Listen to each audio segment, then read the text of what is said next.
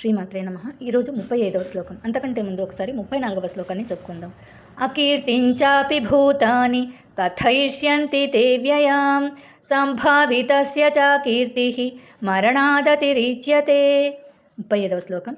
భయాద్రణాదు పరతం మంస్యంతే త్వాం మహారథాః ఏషాంచ త్వం బహుమతః భూత్వా యాస్యసి లాఘవం.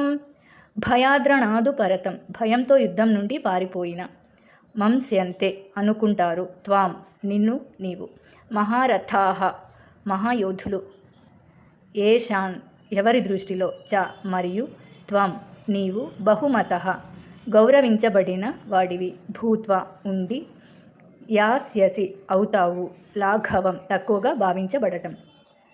ఇక్కడ త్వాం అంటే నీవు లేక నేను, ఏదైనా ఒకటి వస్తుంది.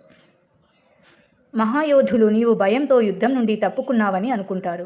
ఎవరి దృష్టిలో నీవు గౌరవించబడిన వాడివో వారి వద్ద నీవు తక్కువగా భావించబడతావు.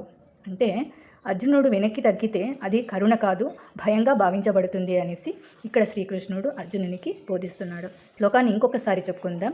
భయాద్రణాదు పరతం మంస్యంతే త్వాం మహారథాః ఏషాంచ త్వం బహుమతః భూత్వా యాస్యసి లాఘవం. 36వ శ్లోకం రేపు చెప్పుకుందాం.